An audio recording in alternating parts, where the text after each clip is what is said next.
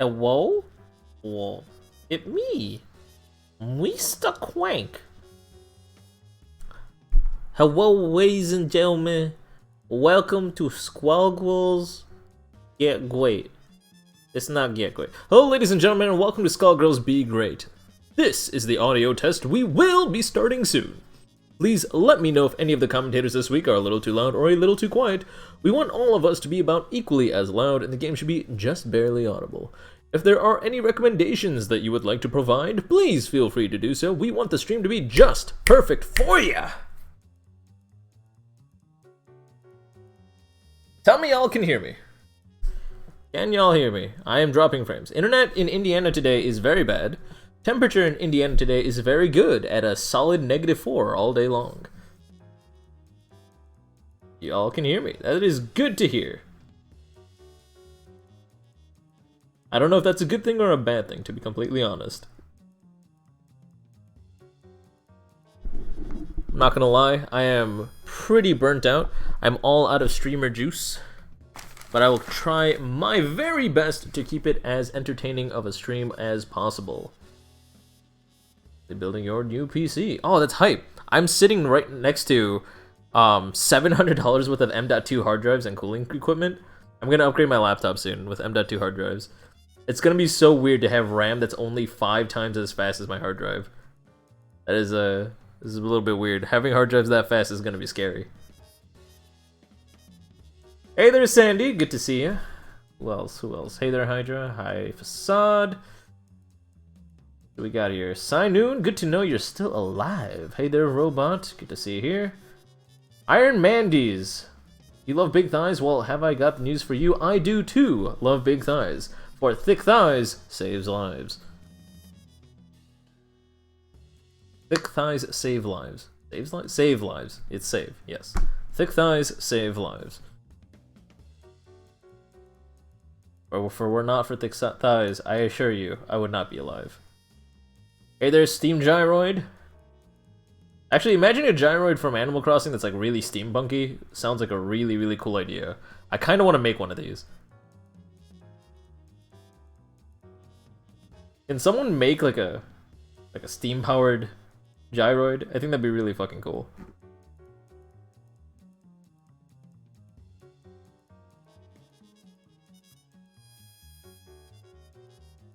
I feel like I was about to do something important. It's a Yu-Gi-Oh card, but I like that too. Oh, really? Not gonna lie, I'm slightly disappointed, but that's okay, because it gave me the idea of something really, really cool, and therefore it is obviously fantastic. I am still dropping frames. Internet today is not gonna be okay. This is gonna be a real sketch stream, guys. I apologize in advance. I've had shoddy internet all day long, and I don't think it's going to improve for this stream. Imagine a gyroid emitting steam from all of its holes. It'll be like stuck in its frozen position, and then a bunch of steam would pop out like in a burst, like a teapot, and then it would like suddenly like switch to another position and stuff like that. And all the music it makes is like based on different like whistle sounds, as though it's like a teapot, like steam powered. You know what I mean? made of brass and belts and shit. Give it a little hat. Instead of like the little like beanie hat that it normally would have, give it like a little top hat. I think it'd be pretty cool.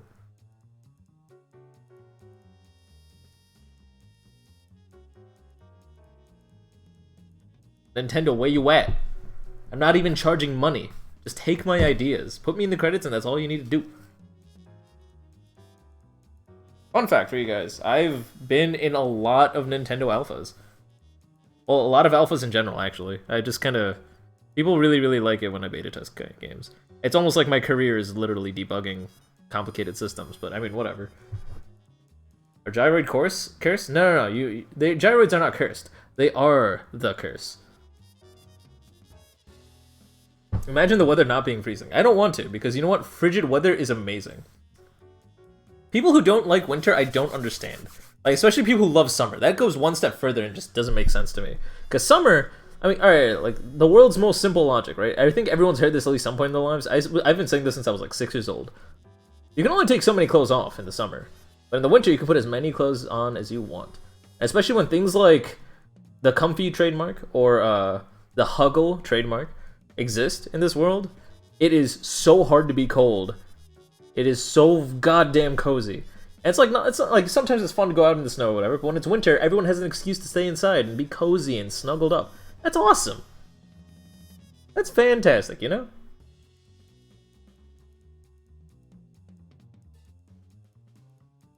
You like the snow, but you don't like it when your hands are freezing. Well, I've got the news for you. Hand gloves and also hand warmers are both a thing. Get your hand warmers at Costco today.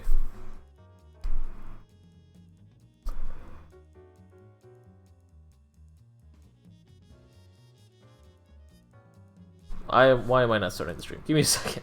You guys got like 5 more minutes before we start the stream. I'm closing signups in 5 minutes. So far, basically nobody has signed up. Let's see what this is looking like. We got 4 people. If you think you can beat 4 people, then please sign up.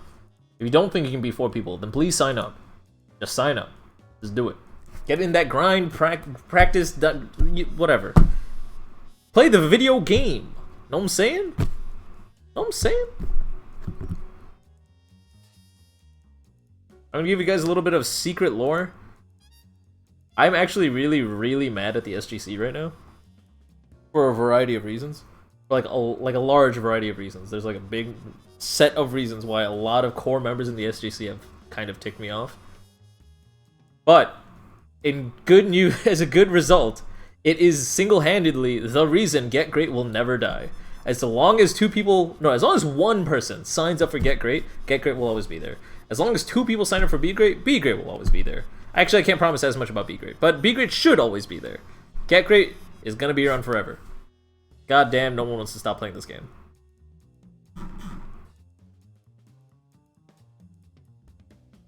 Consistency is key. You can't just... See, when people start a project, they can't just give up on it, you know? Like, it's a commitment. You become... You have burden and responsibility to the community. Some people just kind of bail because, like, I'm dealing with personal shit. It's like, no. This is your personal shit now. Absolutely, Sandy Dandy Dino. Unless you think it is emotionally compromising, I sincerely think you should definitely sign up. Tournament practice is key. The experience I got in tournament is how I am where I am today. 1 person Get Great coaching upstream. Let's go. Hell, if 0 people signed up and we just had a viewer, we'd just go into the lab and start demoing things for them. Like, that's fine. I love teaching people, and I love people who are willing to learn, and I love showing off weird, quirky stuff about all games, not just Skullgirls. So, like, what's the thing about SGC that ticks you off? I don't want to go into the detail of it right now. Maybe one day I'll have a crank rant day, and I'll go off about it. But long story short, there have been a lot of events, streams, and like people who have committed and obligated themselves to a project who are abandoning ship because they're getting bored. Or because they quote-unquote have too much going on in their lives. Like, that's not... Like, bitch, I got 3 projects after work. I work 10 hours a day. And I am, like, managing, like, dozens of investments. And I have, like, social obligations. And I have a stream that I do twice a week. You don't fucking have personal things holding you back from a commitment. If you're gonna commit to a project, you gotta commit to it. But I'm gonna stop myself now, like, because I don't want to go too deep into this. Damn straight, I'm a boomer. I'm not a boomer. I'm not that old.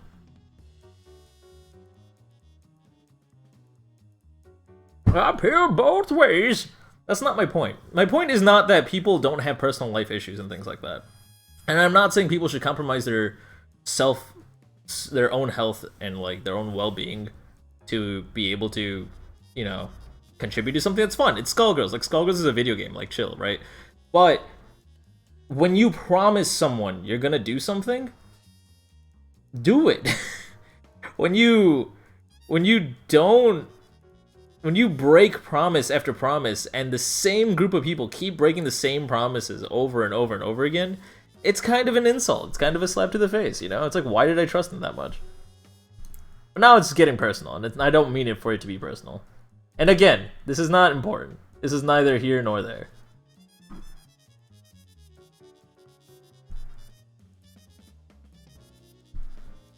What is here and there is Skullgirls Be Gr8. Ladies and gentlemen, welcome to Skullgirls Be Gr8. What we are is a weekly tournament every Wednesday at 8 p.m. Eastern. Double elimination, standard Skullgirls rules, best 3 out of 5, all the way through. We will be streaming 2 sets per round on winner's side until whenever I say so. Then we'll start putting everything on stream. And yeah, everything you do here gets you seeding points for the 4th week of the month. 4th week of the month has a prize pool to it. A little bit exciting. So get your seeding points now. Get a little bit of an edge in the tournament. Skullgirls Be Gr8, week 4. But today we're going to focus on week 3. So let's see, who do we got signed up?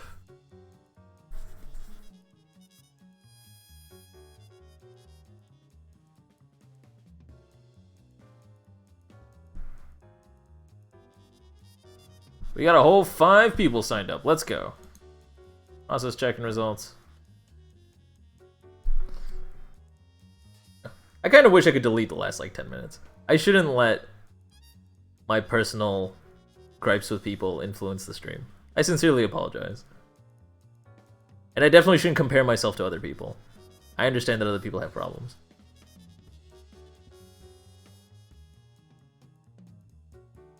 Everyone has things to deal with. Everyone has baggage. And some people are better at dealing with it than others. Some people need help, some people don't.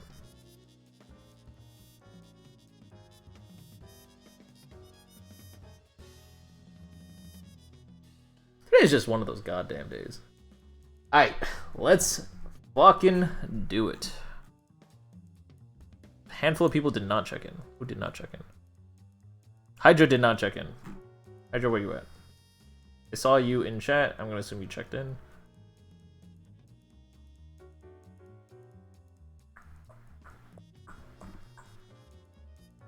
Normal to be disappointed. Yeah, I don't want to be like my parents. I don't want to be disappointed in everybody. SGC is such a loving and kind community. But anytime there's a problem in the community, people just kind of brush it under the rug. It's like, oh, no, Skullgirls is the best community. Let's ignore all these problems. I gotta stop. Gotta stop.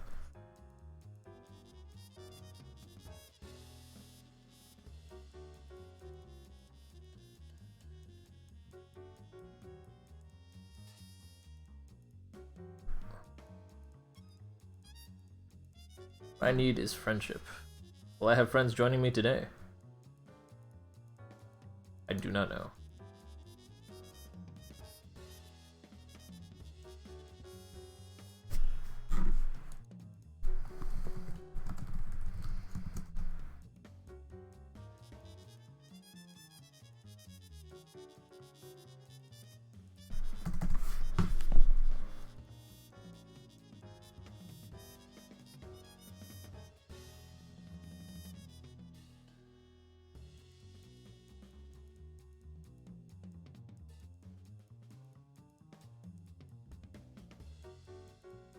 Okay, good.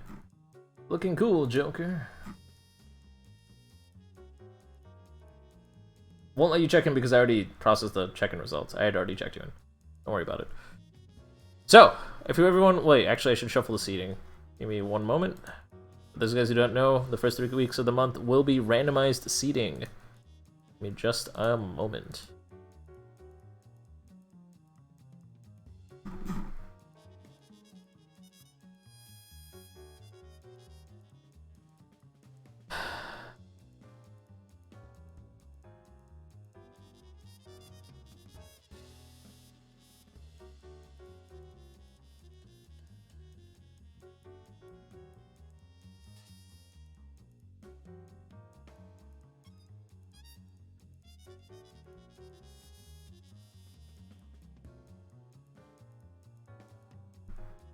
No.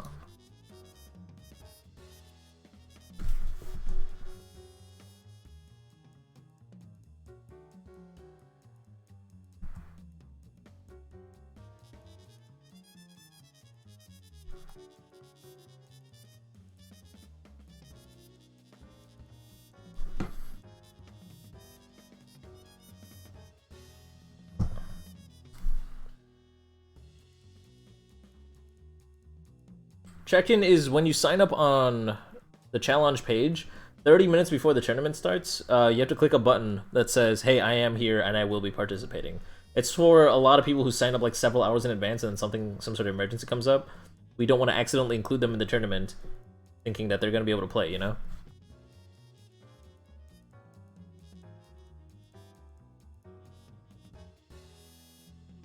That's probably fine.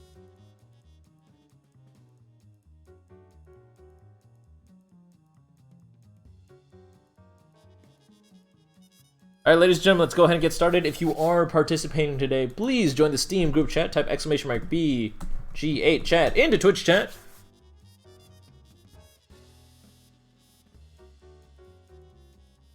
You can communicate with me regarding tournament logistics anywhere, including reporting your score. However, I'm only guaranteeing that I will see it if you put it in the Steam group chat. That is the only place where I will read every message.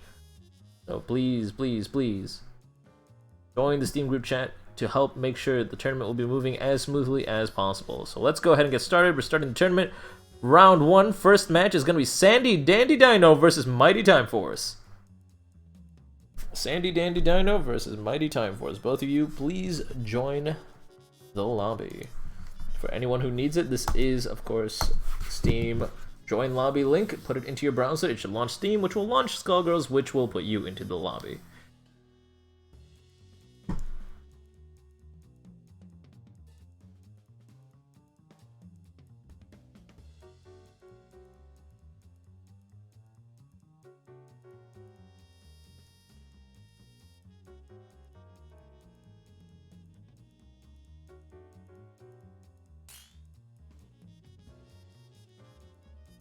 Robot, if Hydra looks cartoony, I'm sure Hydra looks like the prettiest goddamn cartoon on this planet. Is this first to 2? No. This is first to 3. Best 3 out of 5. Standard Skullgirls major rules. Obviously this is not a major, but we want to make sure people have the most authentic tournament experience as possible. It is net play, of course, so it won't be perfect, but hey. What we can do. Both players readying up. Here we go. First match of the evening.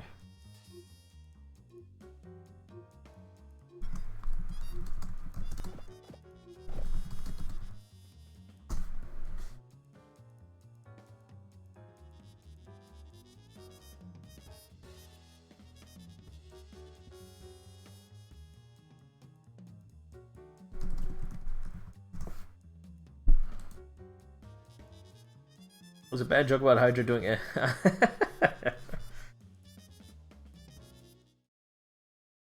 Hydra is Isaac's alt account.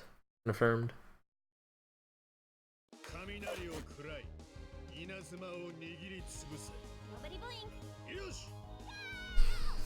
Let's go! Alright, pokes him out right away at the round start. This Beowulf is determined to get an approach. Closing the space with jumping hard punch. Gets him with the blitzer a little bit, goes right through the gap while they're in the air. Close the gap, but out gets knocked full screen away. A well-timed. I think it was a punch move. I wasn't really paying attention. There's our George coming out. George Dayon also providing a difficult time to Sandy Dandy Dino. Needs to find a way to stop Peacock from feeling so free to throw out all these projectiles. These beams were doing a pretty good job, however, it was too little too late. Mighty Time Force's solo Peacock doing a lot of damage to each of these trio characters, because of course it is 1.45 scaling. Solo versus trio does tend to be tough to play as the solo, but if the solo gets a little bit of momentum, that big damage buff damage boost. That damage ratio doing the solo player a lot of favors.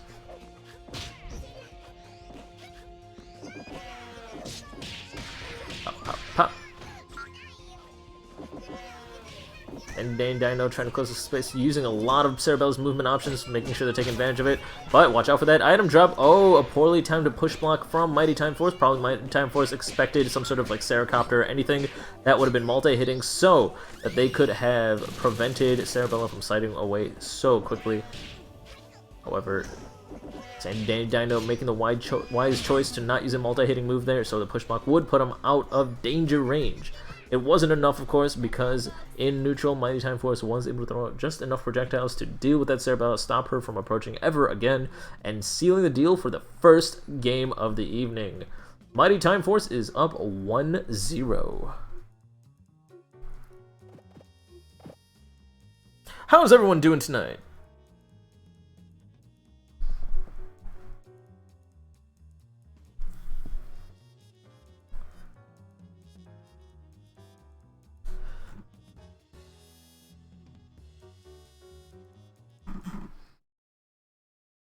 Good to hear, Hinze. Good to hear that you're doing good. How's the computer coming along, Hydra?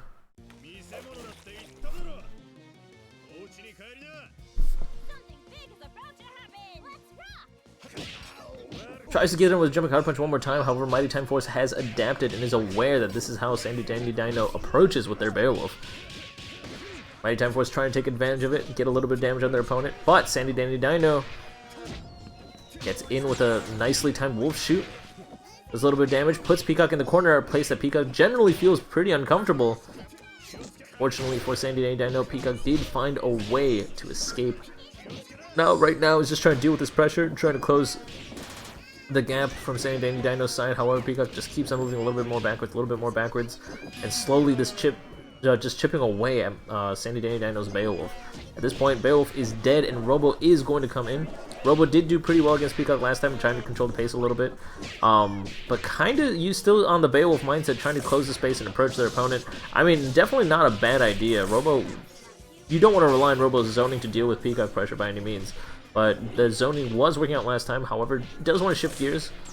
Getting a nice amount of damage in with a couple of strings here and there.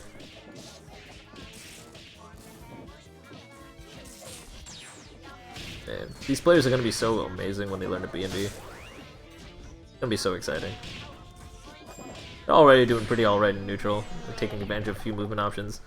They got a lot of potential. Just got to get that muscle memory there. Ooh, accidentally double jumps for that jumping hard punch. Block crouching hard punch. Once they are minus, they immediately delayed cancel into 360. I shouldn't say immediately, that doesn't make any sense. Immediately delay cancel. Lock and load.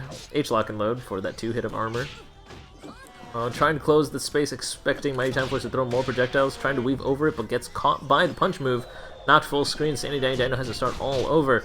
But Mighty Time Force's health is pretty low. Sandy Dandy Dino and Mighty Time Force had a lot of meter, but neither player had a chance to use it. Mighty Time Force up 2-0.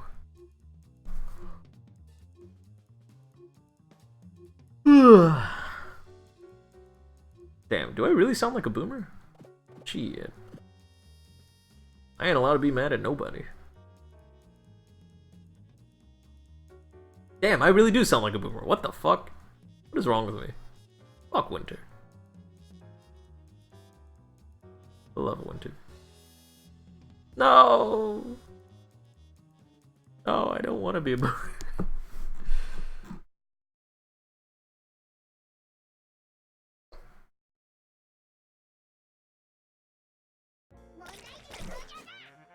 Shit.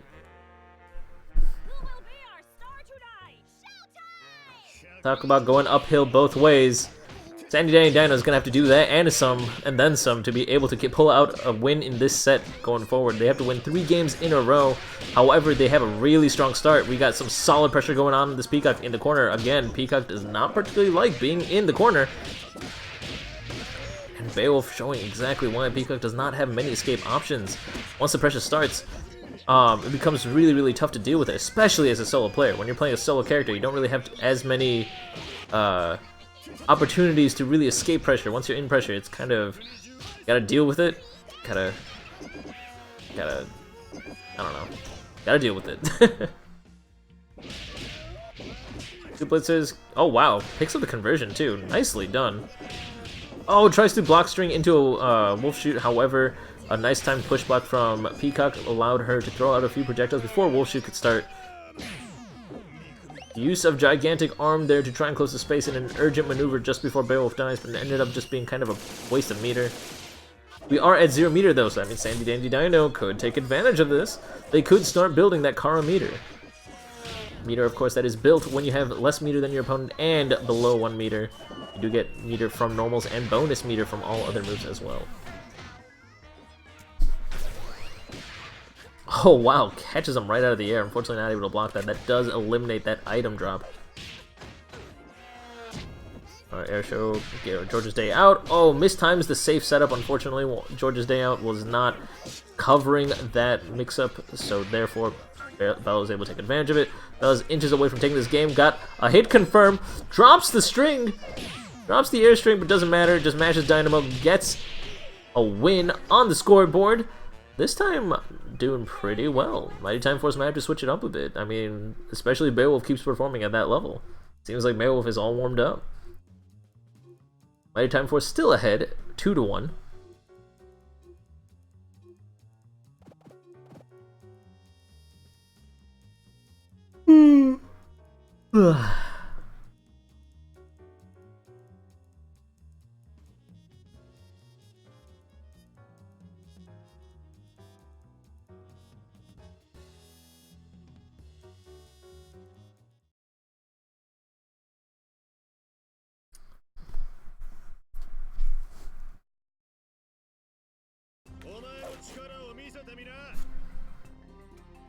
Gentlemen and ladies, it's showtime! Stand by, mode. Power down.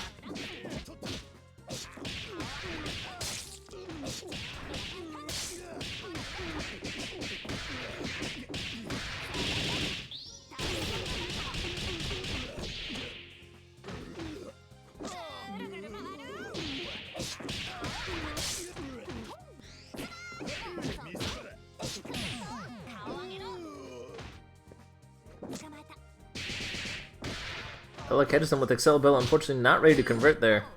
Flip on the Dynamo, used OTG, the corner combo. Ooh, catches him low though. I'm not really getting a chance to escape this pressure. It's hit low, blocks the second hit though, it's a little bit slow on the string. Nice block on the Titan Knuckle. Pops there. Bella unfortunately does not have any projectile, so is going to need to close the space. Gives Sandy the time they need to swap out their Robo for their Bella. However, this Bella does get caught and comboed in the corner, but is going to look for an opportunity to escape just like that. Kara cancels crouch medium punch to slide forward just a little bit in case your opponent backdash. Go into Dynamo.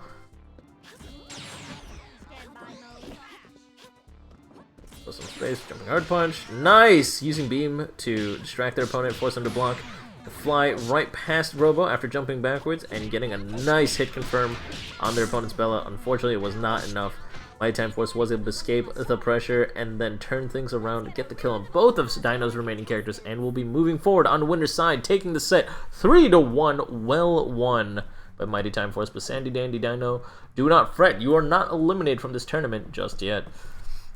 As there is this is double elimination. That means there is a loser's bracket. Sit tight for your opponent. Your opponent will be coming up very soon.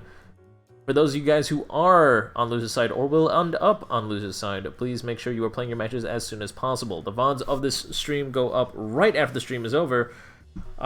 So please, please, please do not worry about missing any of the sets. Just focus on making sure the tournament is moving forward as smoothly as possible.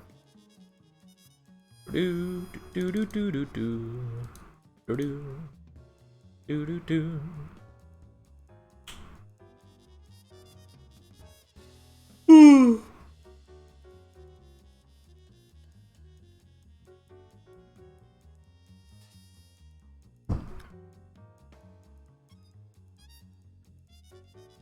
What the heck? That's an emote? Mango Melee? I didn't even realize I was humming the theme until you posted that emote. I'm like, why would you do that? I'm like, oh shit, I'm singing. That's a crime. However, if you would like to avoid committing a crime, then I would respect Hydra and Sainoon and their legal rights if they would show up to the lobby. They are up next. I don't know, I executed that joke really, really poorly. That was like a very failed segue, but that being said, I'm handcuffed to it.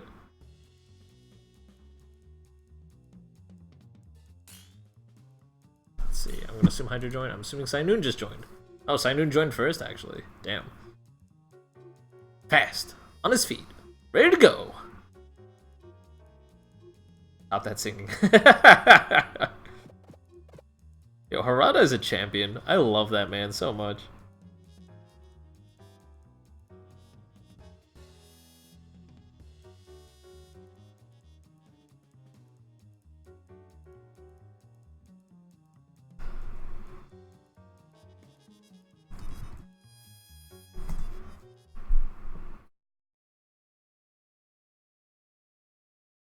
Yo, shoutouts to Rangchu for winning like the Tekken 7 championship with a Panda of all characters. Sticking to the character he loves to like really, really make him work. That's fucking awesome. And even getting Harada to come out on stage and being like, what? Panda? Really? That was dope.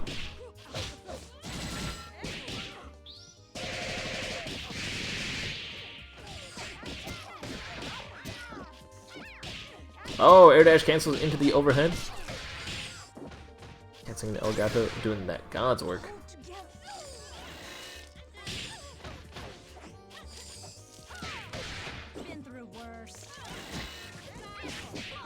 Ooh, gets in with the double kicks in the air. Weaving just over these projectiles. Not fast as air dash cancels, but just fast enough so they will avoid the pressure from the tears. Oh, Hydra got to hit confirm. Counter hit too, make it count. Build that on Dizzy up, don't go for an early reset. Oh, look at that damage come out. We're gonna let him land, and then Hydra's going to controller drop. That's okay, he needs to give his opponent a little bit of a chance. Siren getting some breather room, getting the parasol for free. There we go, Hydra has confirmed that his controller is indeed working again. Gets hit low, juggling in the corner. It is tough to survive against a headless fortune in the corner. Especially against Sainoon. Sainoon has been playing headless for a hot minute, and their headless is not something that you can just kind of ignore or deal with on the fly. This is tough. Oh my god. Oh, Hydra's controller is dead. Confirmed. Okay. So I was memeing at first, but his controller is actually dead.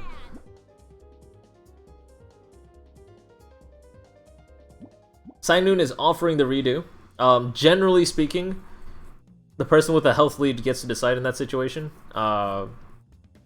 But like we actually no, that doesn't apply. How the hell do we deal with controller deads? I guess we'll call it a redo. I mean, Sainoon already offered it, so he might as well do it. It's gonna be a redo. Is it better to play SG in windowed or full screen mode? I personally prefer windowed mode, but that's because I'm a multitasking maniac. I got problems.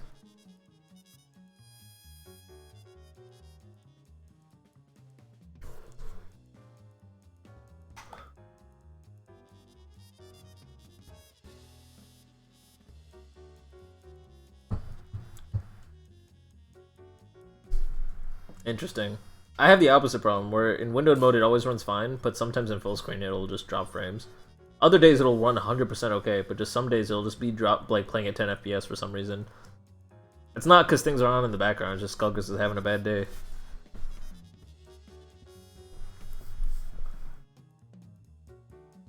Computers will never make sense, no matter how hard we try.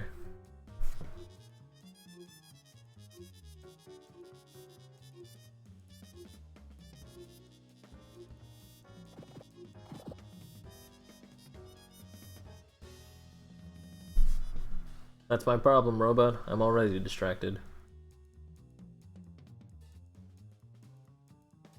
Okay, so Hydra already coming out and saying that if the controller shows more issues, they will go ahead and drop. Ideally, that does not happen. I would love to see Hydra continue to play. We shall see what happens. So this is a rerun!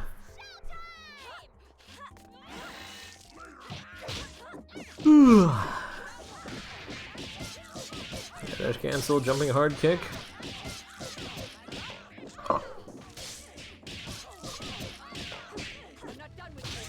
Raw tagging out, Hydra being real bold there. Simon exploiting that right away, snapping that parasol back in. We want to make sure that parasol. Oh no.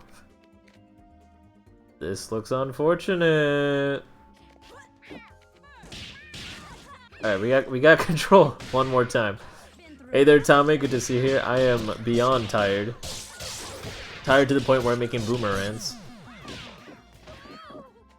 Hashtag not like this. Rage quitting in tournament. There's no rage quit there.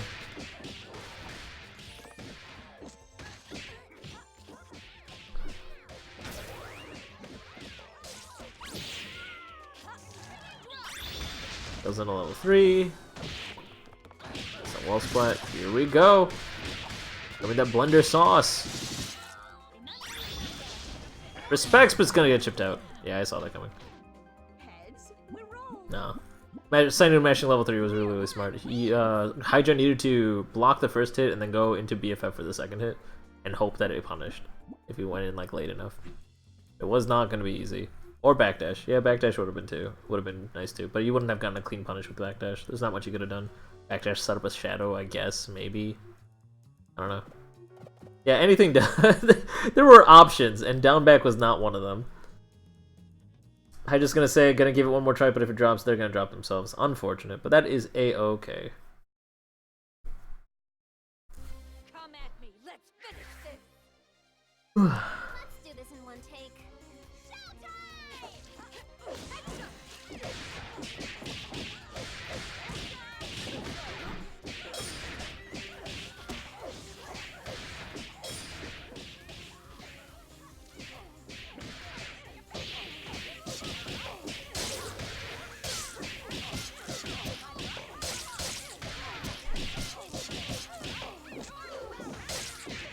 That air throw. A nice conversion off it, does not go into a full combo. It appears that Hydra is dead. This is unfortunate. They cannot regain control this time. Time to drop. This is the worst timeline. Damn it! Drills! How's it going? Good to see you here. Everyone pay their respects. Rest in peace, Hydra. You will be missed. Unfortunate.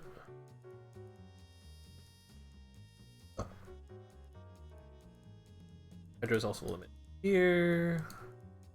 I mean, Sandy Dandy Dino will be moving forward, and we'll be fighting the loser between, or from, Facade versus Mighty Time Force. Facade versus Mighty Time Force. You two players, please enter the lobby. Here's the thing again. Join my lobby. It's a good time. Girls, whether you're here or not, you're always in my heart.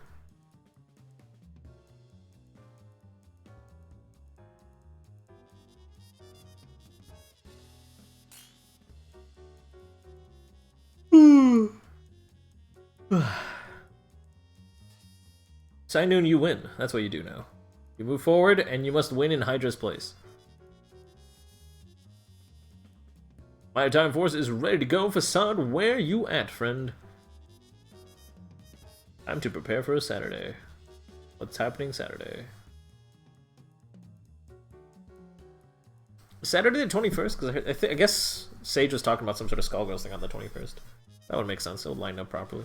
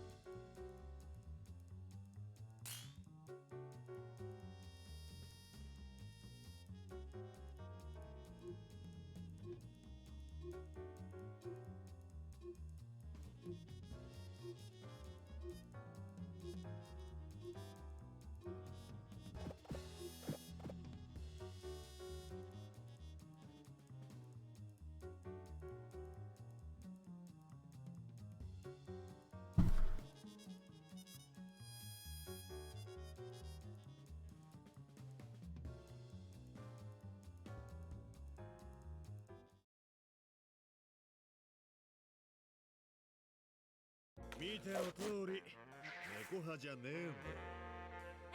mind your marks. Let's Oh, Facade coming in with that Fortune point. Damn, not enough people play Fortune. My brain tried so hard not to say Parasol. I don't know why I said Parasol. Why I would say Parasol. It would make no sense. It's just that's what I wanted to call that character.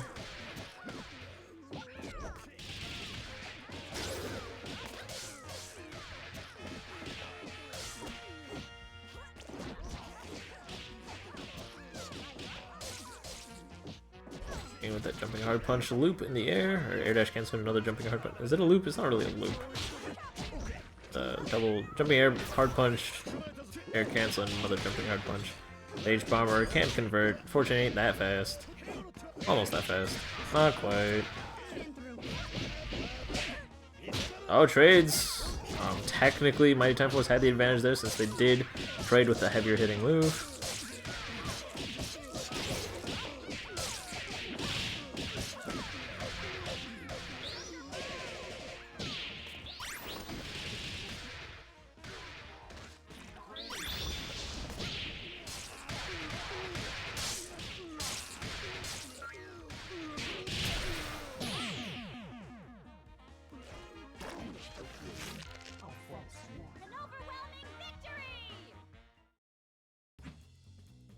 Good shit.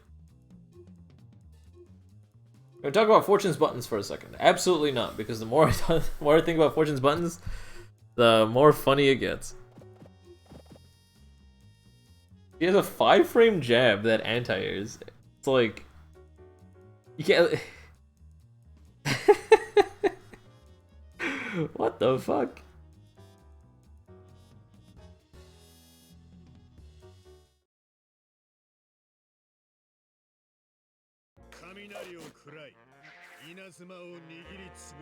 Gentlemen and ladies, it's showtime! Round start Python not working out for Mighty Time Force. Unfortunate. Damn, that relentless pressure though, using bomb to cover that string while Fortune dashes forward, closes up that space. Probably block dashing too, so Mighty Time Force wouldn't be able to PBGC and punish that either. Damn. Thought of everything.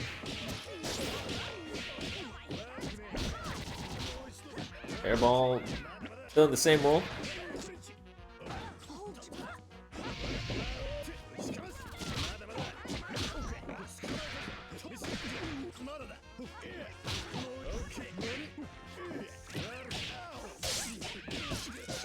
Air dash cancel and a jumping hard punch convert into a full combo. We have 4 meter under the belt. This is a solo character, so even with 4 meter, you wouldn't be able to kill, but you'd be able to get hella close. It's out saving up for something, not quite sure what. Not like Filia has a level 5 or something. Maybe they're waiting for Fortune to die, build that 5th meter with Filia, and double left. There we go. That should be able to combo into level 5 from double and get the kill. No, we're gonna go for the reset, so that's fine. That's okay too. Fine by me. Level 3! Gets the kill, seals the deal on Mighty Time Force. Assad is up 2-0. Mighty Time Force is going to have to switch up their strategy quite the bit if they want to stand a chance. Assad showing off a dominant display of Fortune tactics here. Our normals do more damage with the head off. Yeah, but she also takes 1.5 times the damage, so that's kind of cool. You can hit both the head and her at the same time.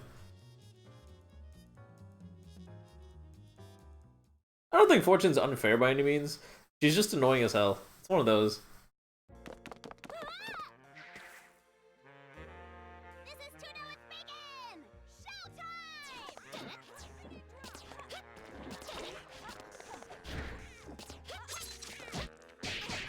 Showtime! That does damage from normal hits at will. Yeah, I guess that's true. Well, I don't know.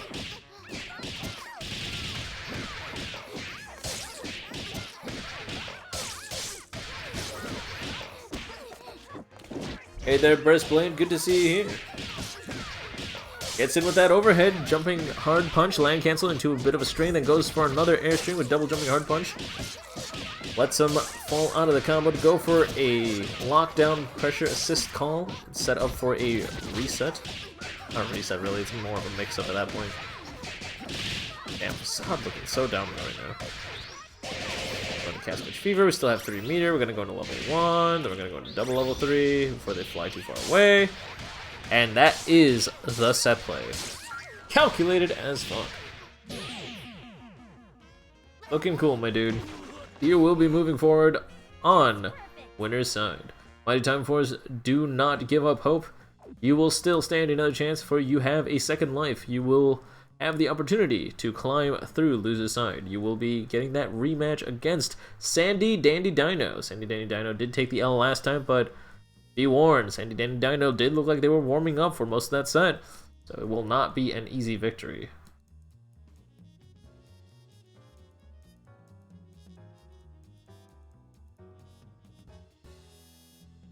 Next up, we're going to get to see a Fortune Mirror. It's going to be pretty interesting. Facade versus Cynoon. Cynoon's headless is pretty...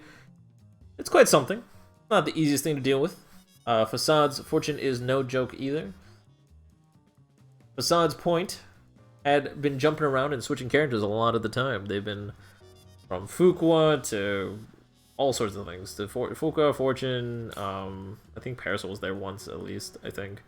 But as per me and a few other commentators, we've been pretty much begging him to stick with his Fortune. His Fortune is something that is very easy to admire. While Facade is known for their Filia play,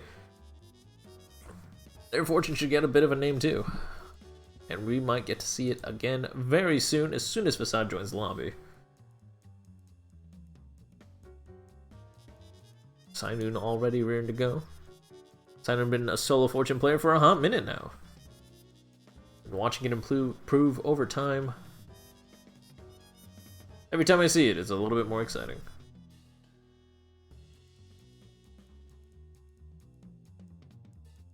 Sai doesn't like blocking. Yeah, but to be honest, who does? If you like blocking, you shouldn't be playing Skullgirls.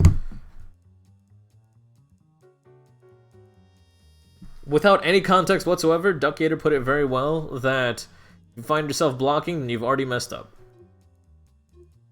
With context, it basically means that once you find yourself blocking, especially in a team fighter in general, it's like a heavily disadvantageous situation. You've already put yourself into a situation that you could have avoided being in, and by not avoiding it, you are now putting yourself at a disadvantage, which sets up your opponent to put you at a bigger disadvantage until you finally lose. He will spiral. Let's see if you're up to scratch. Marvel, baby! Something big is about to happen! Misfortune versus Misfortune. Let's go. DP round start calling Bomber to kind of make it safe if it was blocked. It was blocked. That means the opponent stopped going upwards, started going downward, had to block the Bomber, but was able to find an opportunity where Facade had to play safe, and then Cynoon was able to pressure them all the way into the corner, but did not end on a safe string that allowed Facade to turn things around. Gonna somehow go into air super. I don't even know why they were in the air, let alone do an air super, but that's okay. PK air super. Hot. We being hit now. We're getting grabbed now. We're not getting conversions now. Respect on the Feral Edge. There we go, that's what it's called. Respect on the Feral Edge. Gonna jab punish it. Hey, corner in the corner. This ain't gonna be easy. It ain't easy beating an EE. Oh, that's more than enough to kill. And right now, Facade just looks like he's pressing buttons. Like, we're not even seeing that much set play come out. The only time we saw set play come out is when Facade ended a match on 0 meter. Like, did a double DHC with all the meter he built, like, precisely enough to get that kill. Good stuff. But honestly, Facade is just kind of using meter whenever he wants to. He's not, like, actually... He's doing unnecessary resets, which is something that Cynoon can exploit. If Facade's not all there, he's not paying attention, then Cynoon can take advantage of that. Don't give him an opportunity. He's giving you lots of extra chances. You don't have to return the favor. TK Air Super is a Psy specialty. Yeah, I like to forget. Looks like I found a new scratching. You're definitely right, Robot. We see that time and time again, where Sainoon goes TK Air Super. But it's usually like, okay, I kind of see what they were going for. Like, they went up forward, and then we're going to press a button, but then they're like, oh, never mind, I can use an Air Super here, so let's just TK Air Super. That time it was just like nah, I'm just gonna Super because I can. And maybe I'm just overthinking it, and maybe Sainoon just always does that. That's okay. Ah! Oh, there we go. Okay. I thought they were setting up for, what's it called? An alpha counter right there, but Facade did not alpha counter, even though they had the resources for it. So that allowed Sainoon to chip him out with that. Philio comes in, kind of struggling a little bit. Facade known for their Philio play. Definitely the most dominant character in Facade's arsenal.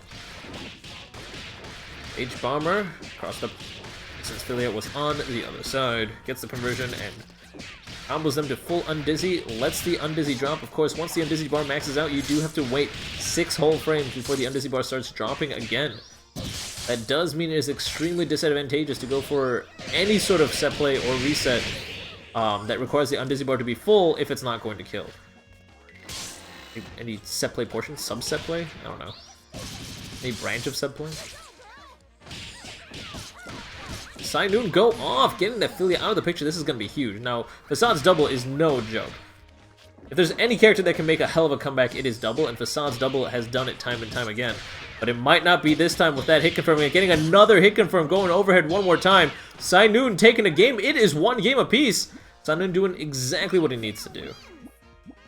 Sainoon, you are going off. Sainoon, it is fun to say your name. Oh, hey, Rat Baby. How you doing today?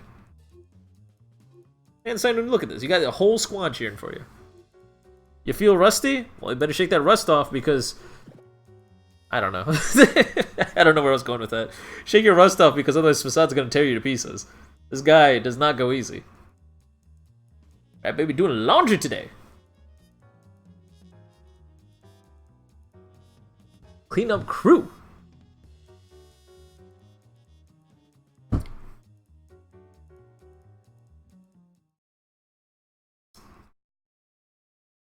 Curiosity can't kill me. Let's go, let's go. We get to see Fortune versus Fortune, 3rd game in a row. DP round start. This returning Facade's favor. This time hella unsafe because you don't have an assist to block it off. But like completely mirrored round start. Facade trying to jump in and Sainoon is going for a greedy DP, but it actually hit. Not really able to make too much off of it. Goes for a really aggressive Cat Scratch Fever. Does do a decent amount of damage on that Philia.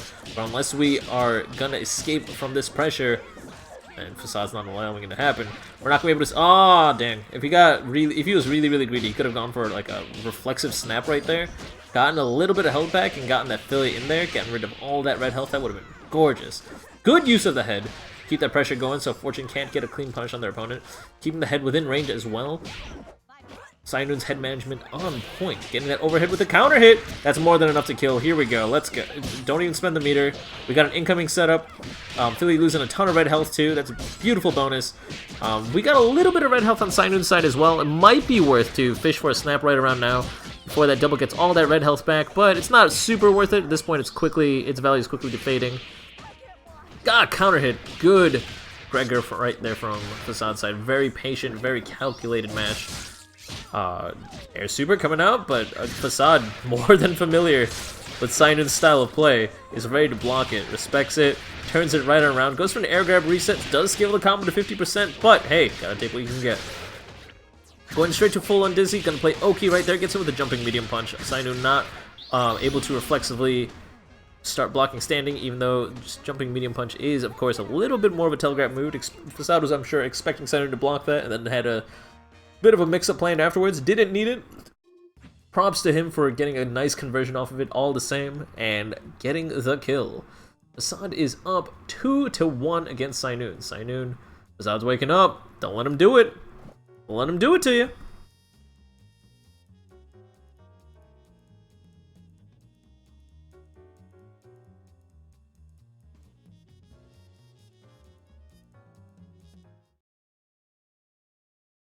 I'm ready to pounce. Fortune saying she is ready to pounce, but who is going to be pouncing first? Who's going to be aggressive? Whoa! instant round start, just dash up to each other. Facade, not Facade. Somebody opted to jump, the other Fortune opted to just run up and down back. Probably block dashing. I'm gonna give that credit to Facade probably. Simon probably just jump right on over, starting on the left side. Let him land cancel, get the mix up with the jumping hard punch. Unfortunately not getting a clean conversion. We are at 0 and Dizzy. Gotta let the Undizzy build a little bit. Probably fishing for a reset right around now. Yep, perfect. Baits out the reversal super from double, but unfortunately that's just free damage pretty much for Noon. Facade not able to get a clean punish, and now Facade has placed himself right next to the head. With Noon getting a hit confirmed there. Oh, but then the drop. Man, there's so much just shenanigans happening right now, so fast. The only shenanigan worth talking about right now is Facade's hit confirm goes for a very quick fake burst bait, kind of tempting his opponent to press buttons. Just kind of feeling out Noon, seeing if they're mashing under pressure, but Noon is of course a very calculated individual. They only mash when they are not being pressured. It has to be in neutral.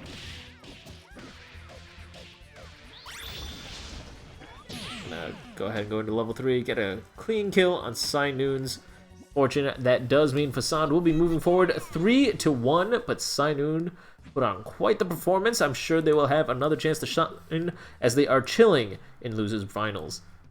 Down below. What if I told you she's down below? Down below. Down below. 6 feet underground below.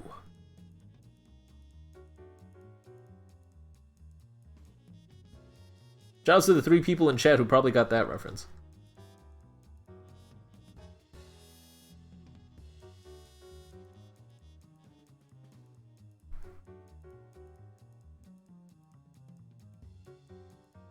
Sandy Dandy Dino versus Mighty Time Force. Was that happening off stream? Was that happening, or was that not happening?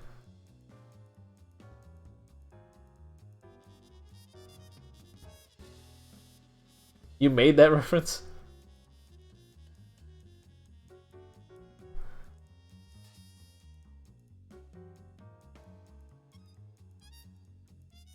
I'm not sure what you mean by that, I'm not gonna lie. Either way, where are we at? It looks like Sandy Danny Dino versus Mighty Time Force is happening right now, so we're just gonna chill, talk, show some love, while Noon waits in losers finals for the next game that will be on stream, second to last game on stream, in fact. Just gonna chill, just gonna wait. It be like that.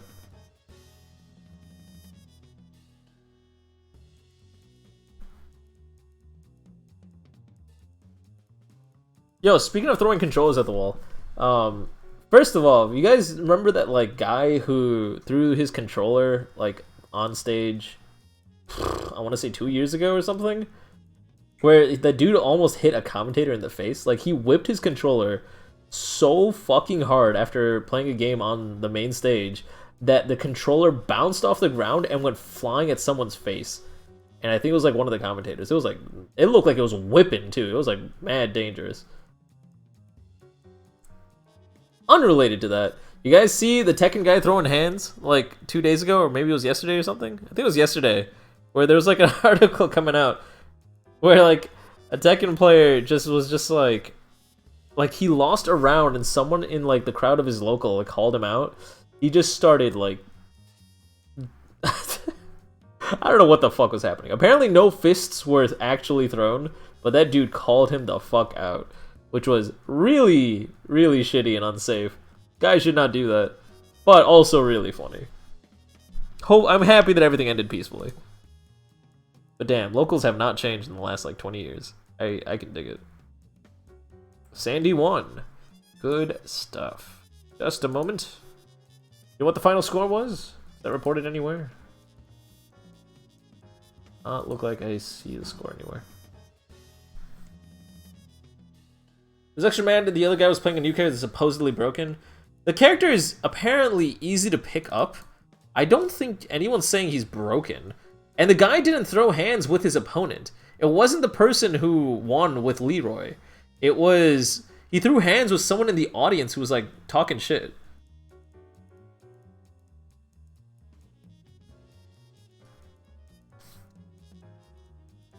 I don't know the details though. All I know is I've seen the clip. He was pre-tilted though. Yeah. I totally agree with that. I think he was on pre-tilt with Leroy Smith, or due to Leroy Smith. God, I fucking love Leroy though. He looks so cool. His parry's a little bit too commonly used. I kind of wish the parry was a little bit more niche, a little less versatile, because it kind of takes the value away from how cool it looks, because you can just kind of do it pretty easily. Have you guys seen the parry the tiger? He can, like, Kazumi will summon a tiger, it'll leap at him, he'll parry the tiger, and the tiger just vaporizes, like it literally vanishes. It looks so dumb. On the bright side, what won't look dumb is Sainoon versus Sandy Dandy Dino. I am excited to see this match. Sandy Dandy Dino versus Sainoon is coming up right now. Would both these players please enter the lobby?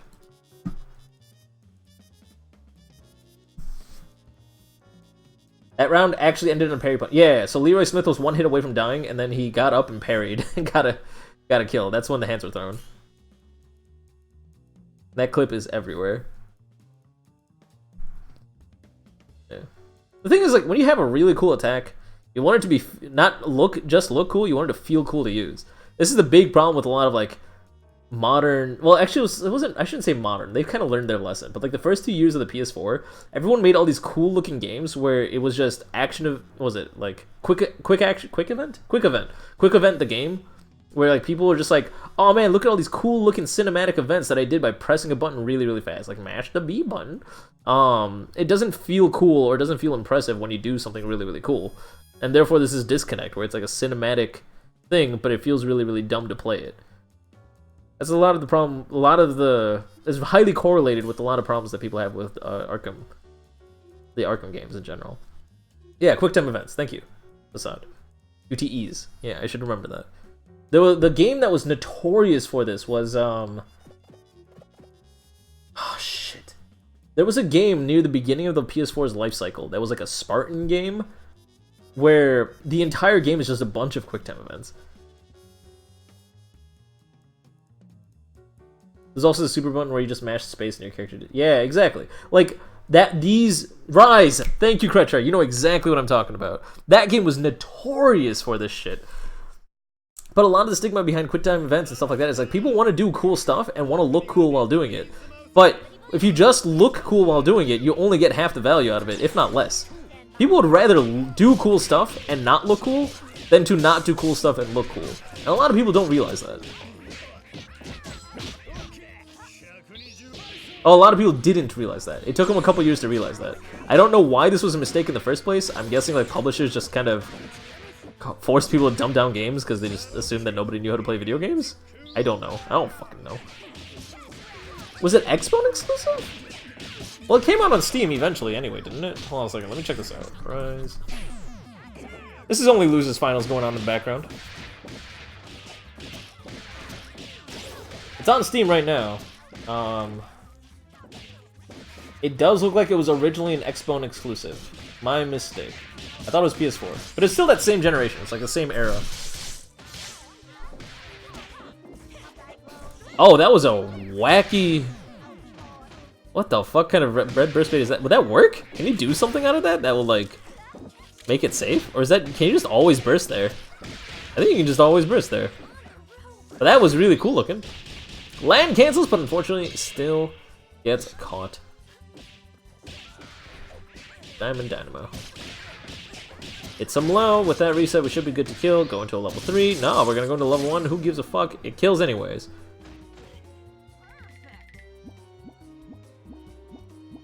Sainoon takes the first game. Sandy Dandy Dino only gets stronger and stronger as time progresses.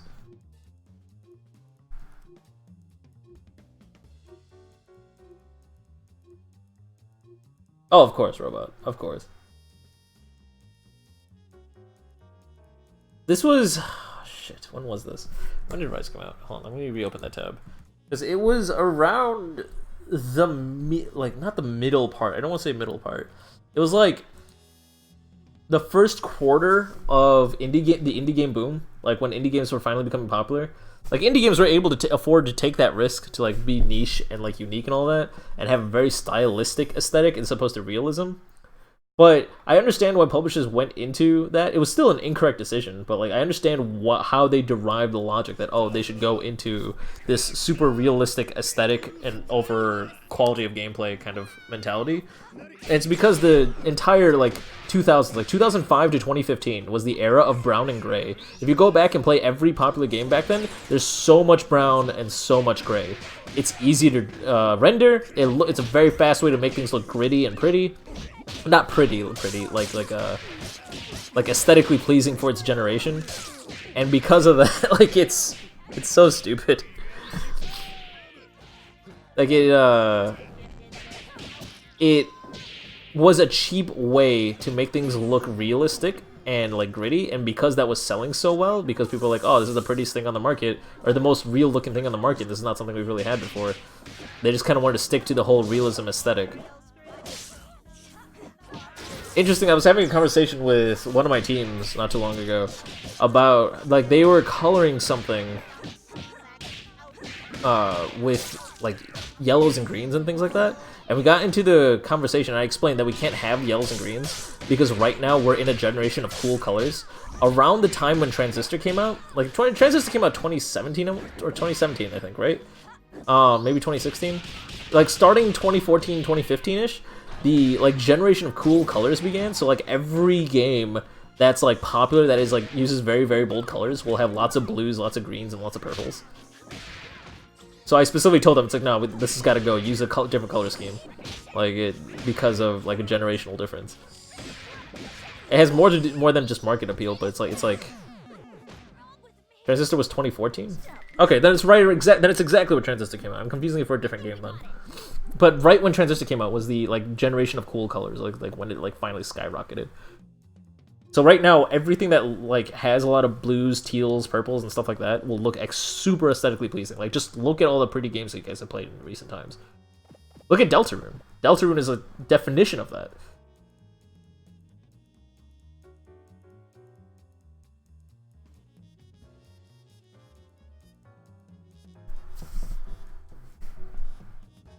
Generational awareness on colors and their significance is extremely important in rhetoric. Look at League of Legends. Yeah. And League of Legends came from way before that. But if you remember, I don't know if anyone was in the alpha. I was in the alpha for League of Legends. If you guys remember, early on, League felt so out of place aesthetically. Like, you played any other game. You played games like Portal. You played games like all sorts of shit from the Source engine. You played, like, it was around that nitty gray area, and then League of Legends was this like weird bold and blue and like had a lot of liquidy colors, like a lot of like watery colors, and it was just like, something's not right here. Like it felt like so out of place. Turns out they were just ahead of their time, but like they also retroactively fucked up because they were out of their element. And then they changed the graphics right when the generation of blue started. So then, like, now the game looks old as opposed to looking new, even though they just overhauled their aesthetic. Like, it just backfired horribly. It's really fucking funny. I don't know who the marketing team there is, but they should take they should spend a few years just playing video games and learning a design. So that'll help them. They'll do them a favor.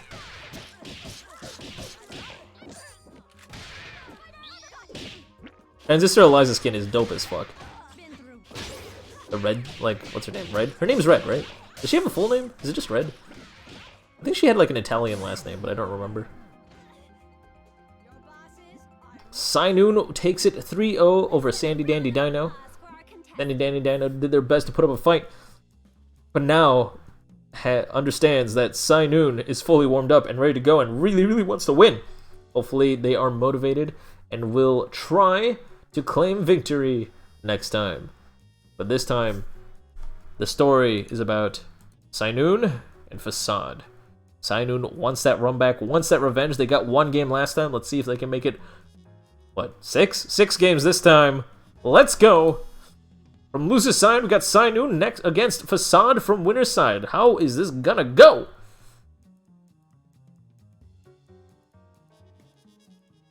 Am I capping out the mic?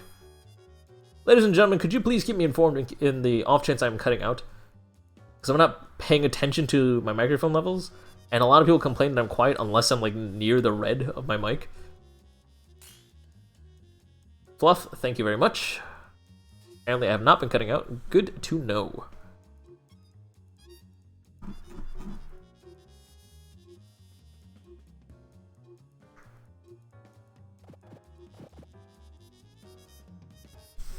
Score gonna be 3-1. Damn, calling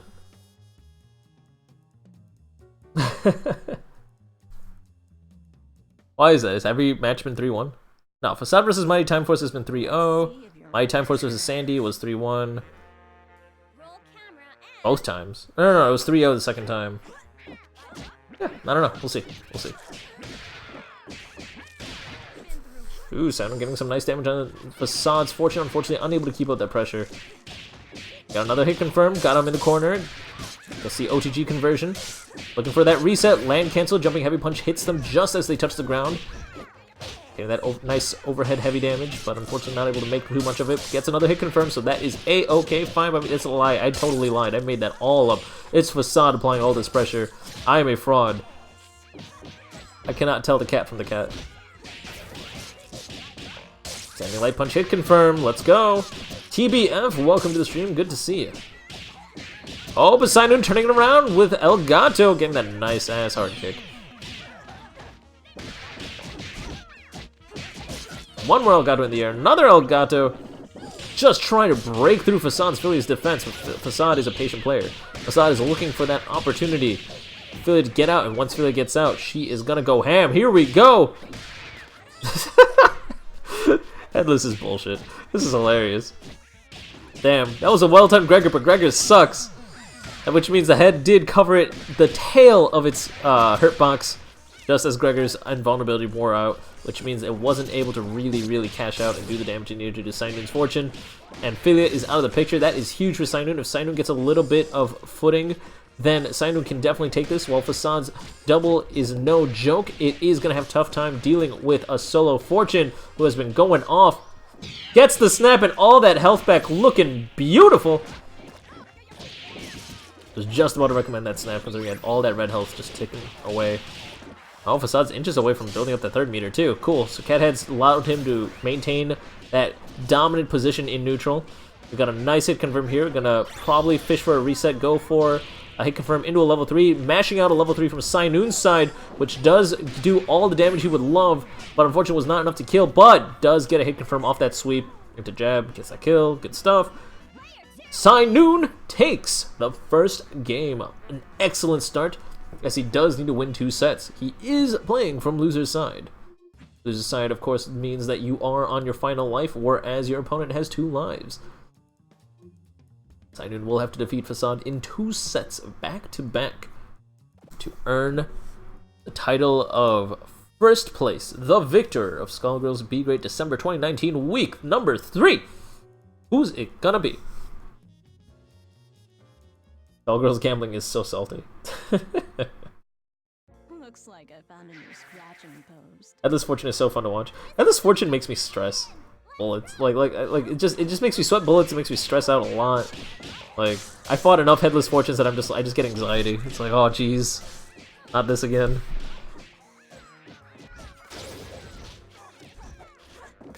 Air dash cancel into a jumping leg kick. Facade trying to keep that pressure going, but a nice push block from Sainun, aware that Facade was not using a multi-hitting normal, means that they were able to find a gap to escape the corner. Nice hit confirm off the head is what I would say, but we instantly drop it. Oh, we got him overhead. Keep it going. Headless combos. Carry all the way to the corner. And go into barrel edge. Convert with the head. Almost get the kill. With the burst bait, unfortunately needed to use a stronger move. Facade looking for an opportunity to leap, but doesn't want to get their tag in caught. Didn't DHC out. Not sure why.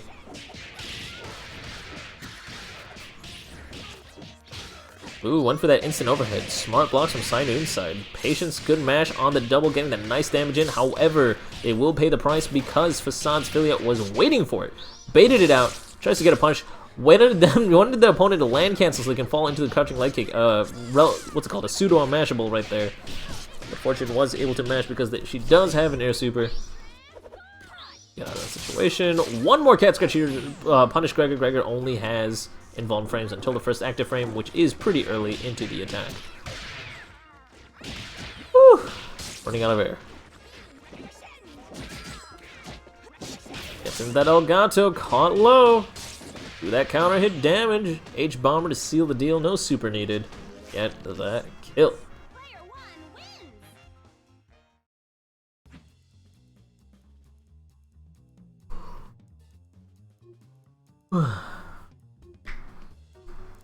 I still don't understand the concept of negative edging. Is negative edging the idea, like it's the idea that like specials go off when you let go of the button, right? Why do people like that?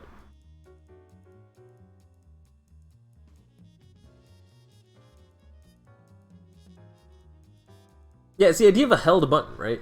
It's like you hold the button, and then like you do the motion and let go of the button, and that's when the special actually comes out, right? Because they're used to it. I mean, I guess that's an easy answer. Because like there are games where that makes there are situations where that makes sense, right?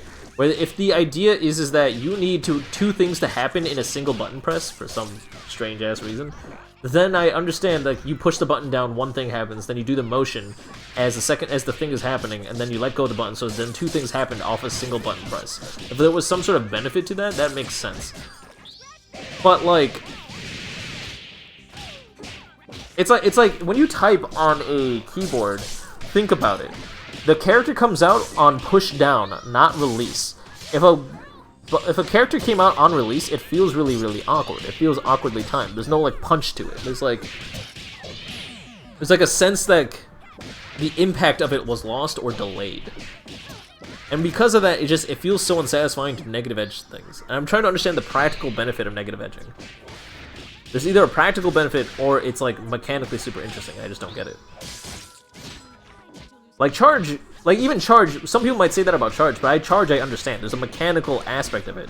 A, it's a hard limitation on how often you can do a move, and B, it is a way of balancing a character that has a lot of strong tools, because they are forced to hold a specific direction to buffer charge. Guess we won. Of course. Okay, nothing left to see here. Like, I'm trying to understand the practical aspect of negative edging. It's like, why would you put that in a character? It just kind of feels less satisfying. But people like it because they're used to it, that's one thing. If people like it for another reason, like it's a cool concept or something, then like, I just want some feedback on that. I just wonder what they mean by that.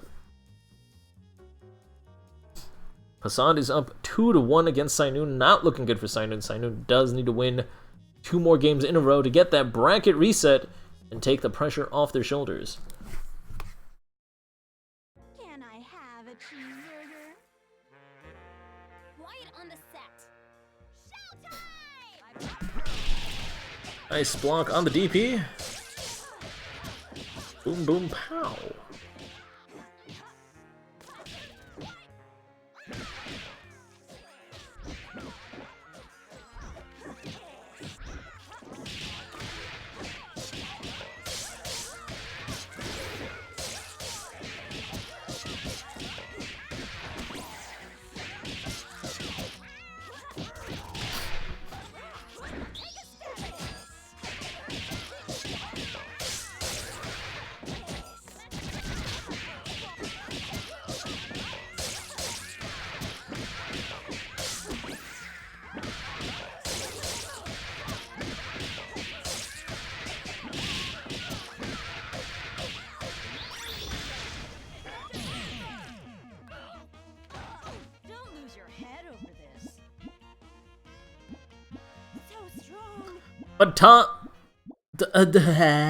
My tongue just came out like tight in and out. Passant takes it 3-1. Good call by Robot's side. They would have won an excellent bet. That does mean they are the champion of this week, ladies and gentlemen. Thank you so much for joining me for Skullgirls Be Gr8.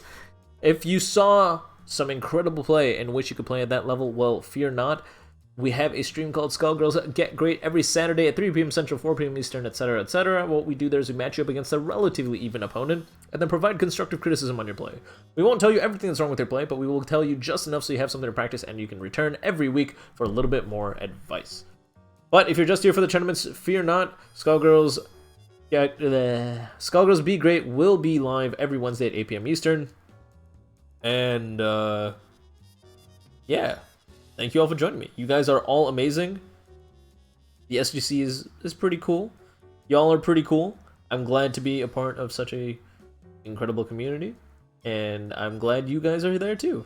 Thanks for showing up. Y'all are fantastic. And I will see you all next time.